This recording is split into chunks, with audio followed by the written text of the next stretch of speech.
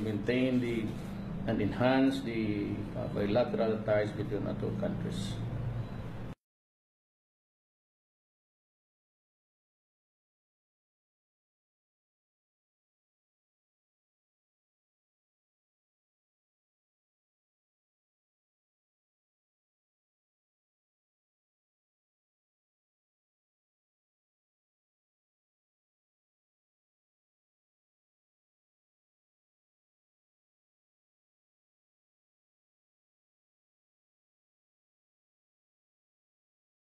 The President-elect Trump wishes to extend his warmest regards to the Filipino people. And in just a few minutes, we were talking a lot of things. He was quite sensitive also to our worry about drugs. And he wishes me well in my campaign. And he said that well, we are doing it as a sovereign nation, the right way. And he wishes us well. And I said that, we assured him of our ties with America. I appreciate the response that I got from President-elect Trump, and I would like to wish him success. And he has invited me to visit New York and Washington, D.C. Said that if I'm around, he wants to be notified of my presence, maybe. And I mentioned to him about the ASEAN Summit next year, and he said that he would try his best to be here. He wants to attend the summit, and that would be great for our country. I could sense a good rapport. An animated President-elect Trump, and he was wishing me success in my campaign against the drug problem. He understood the way we are handling it, and he said that there's nothing wrong in protecting the country. It was a bit very encouraging in the sense that I suppose that what he really wanted to say was that we would be the last to interfere in the affairs of your own country. Si Inday, isa lang yung babae na anak ko. Ngayon, dalawa na. Binigay mag-abot ng 3. Wala nang ikabuga. So, I requested the Hawi Patrol, si Colonel Timbayan. Sabi ko, Adre, yung mag-organize ka ng motorcycle class training dito. And so, pati yung anak ko. So, I'm quite confident na, you know, tandaan ninyo ito, ha? Yung mga misis, alagaan nyo mabuti pag tingnan ninyo balang araw. Maraming hubag yan. Ang motor, maganda. It's a highly mobile thing. Maganda i-maneuver provided you have the proper training. It's all a question of visual, pati puwit lang yan eh. So hanggang puwit lang talaga yan. No other, wala na manubila. It's yung pitik mo sa behind mo. Yun lang, pero pag na-simplang ka, ang kalaban mo, bakal at simento. Tandaan ninyo. Marami na ako yan. No? The last one was that's why do you know why I always, the gesture, my habit is always it's to push a nerve here. Minamasahe ko yan kapag na-migraine ako. Ang last simplang ko, ito pati yung tuhod. Siga yun. And ang spine ko medyo hindi na ako makapag-opera kasi ayaw ng sawa ko kasi matanda na raw ako. And siya noon sa Amerika, marami na siyang nakitang injuries. Mabuti ang sabihin ko na sa inyo para itong operation that has gone wrong, tapos tuloy-tuloy na vegetable. The previous year, I don't know when was that, I was still a mayor, yung sinabi ko na masyadong mataas yan. Ito kasi sila yung mga dating, ito si Tony, yung mga tag-15, sabi ko, puta na, sino mo habulin mo dyan? Talagang mababaldo. Kasi tinan mo, isang pulis, sabi ko, ilang taon ka na? Tama talaga. Yung pag-ambak, nakaupo. Hindi man tumindig. Hindi nga, baldado talaga.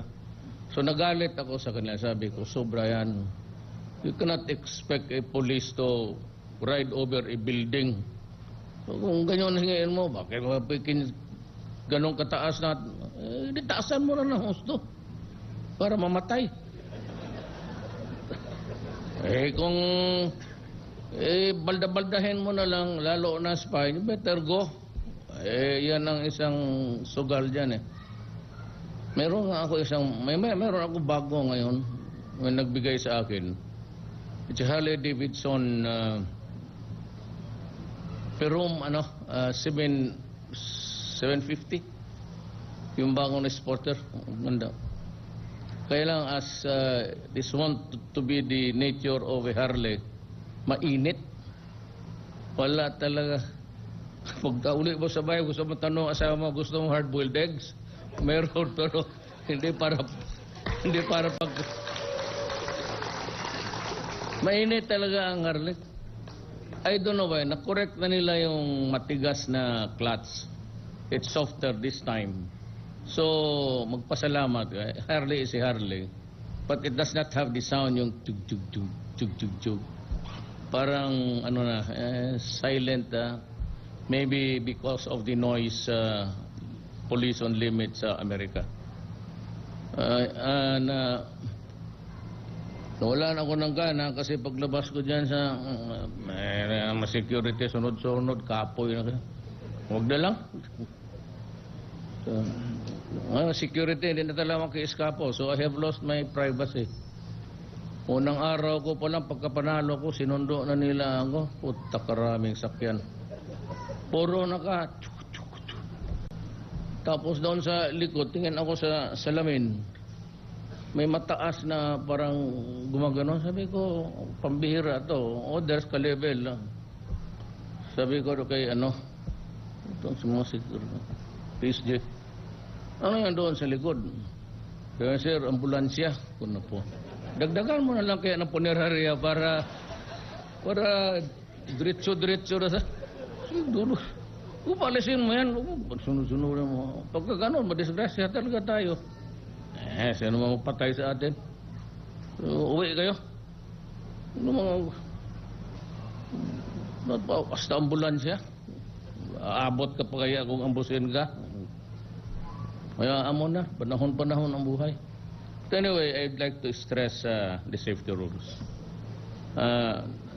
Yan lang ang masabi ko. I've been doing motor since I was 17.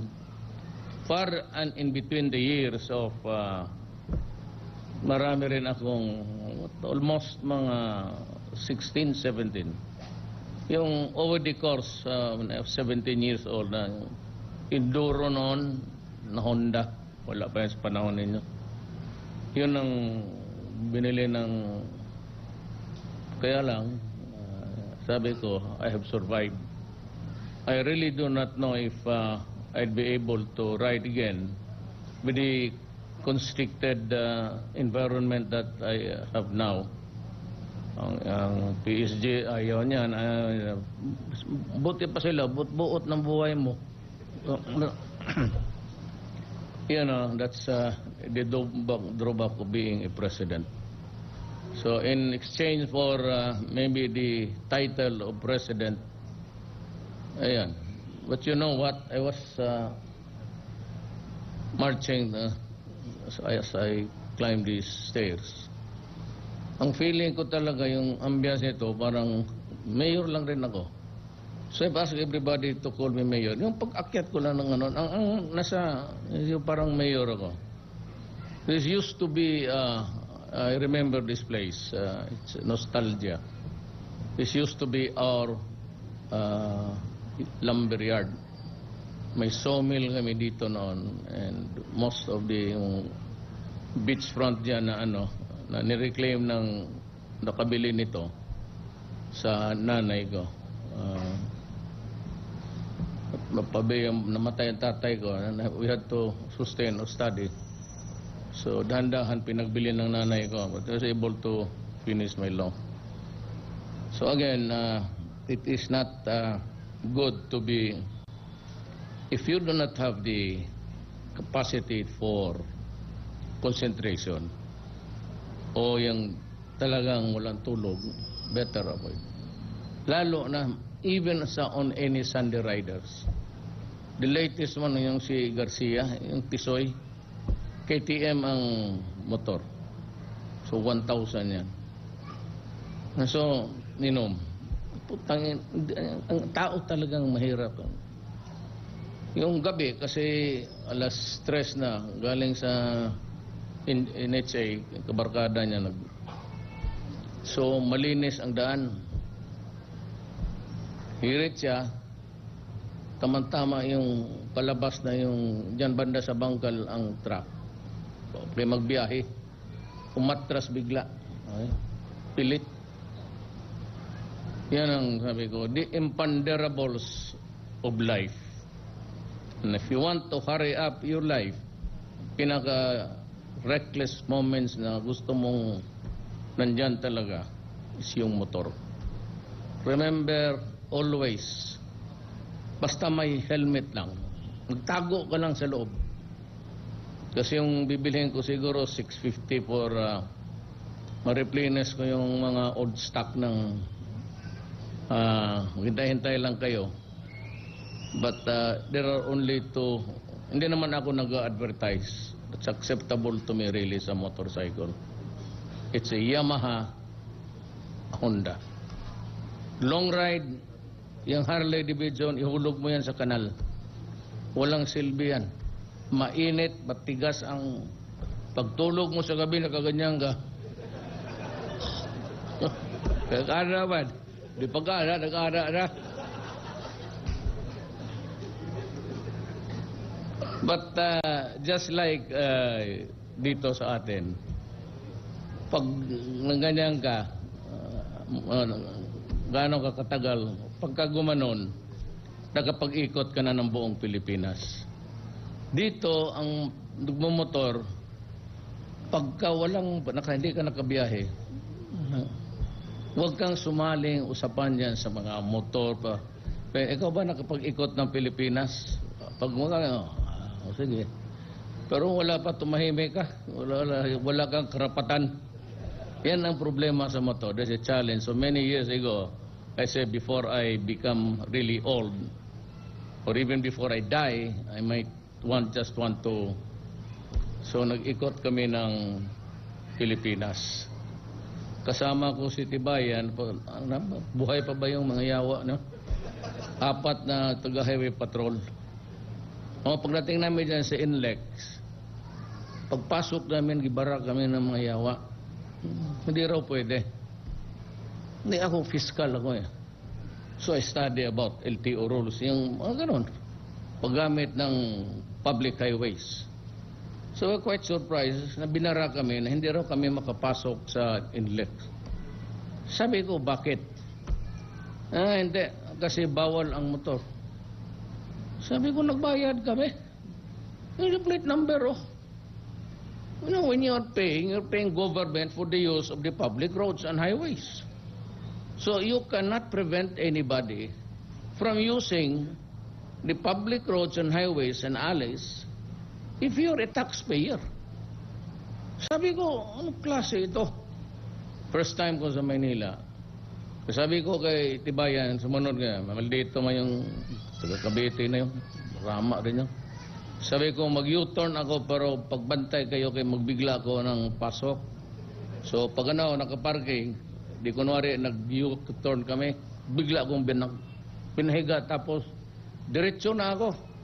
Habulan kami ng mga gwardiya doon. Sige, tinabihan ako. I was already hitting 120. Tinabihan ako, sabi, alis niya. Wala pakialam. Tapos, I took advantage of the opportunity.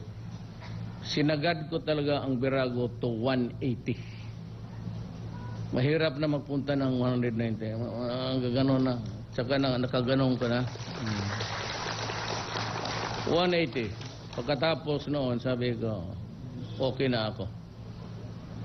Once in a, for ordinarily, pag mag-ride kayo, 110, tama.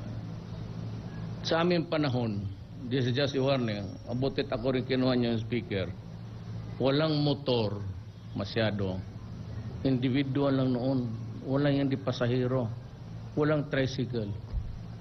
Ngayon, pagka pumasok ka dyan sa daan, there's so many things that you have to contend. May isa kaming kasama na galing Cebu, nag-ride. Ang kasama niya, ang babae, pati siya. May nag-U-turn bigla na tricycad. Hospital. Ang problema, yung lalaki, iba ang asawa, yung mag-iba-iba. Nag-date lang pala. Kaya pinaakyat ko yung isa. Sabi ko, iakyat mo doon sa third floor. Kaya baka magkabarilan dito. Yan, ayan sa mga, para maalaman nila. Pag ang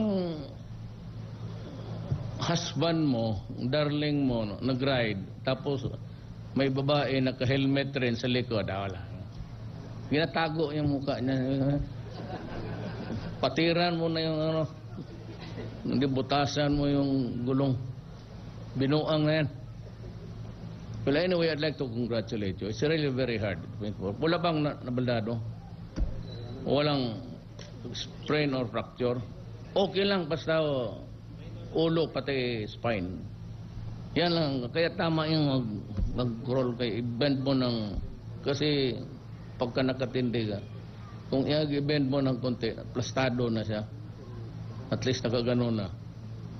If it is really imminent, magtago ka na sa loob. Total may protection ka.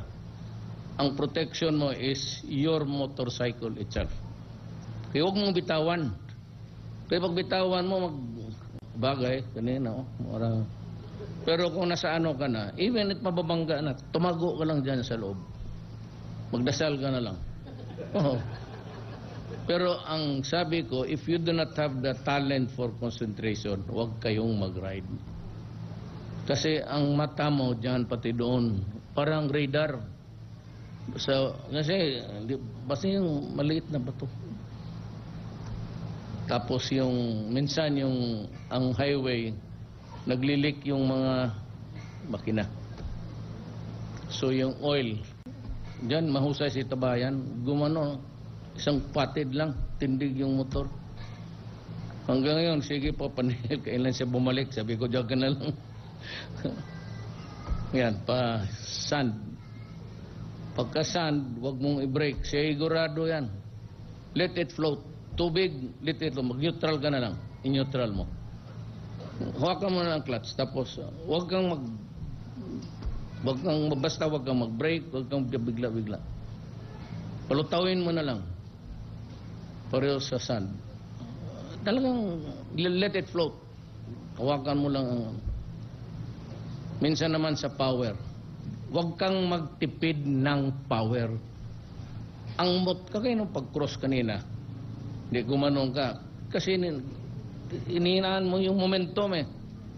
Pag ano, bahala na. Total, kung mahulog yan, mahulog man yan. Bigyan mo ng, huwag kayong magtipid. Lalo na yung kurbada. Banat ka. I-gear mo yung low gear, tapos banat yung power. Power ta para may traction, tawag na.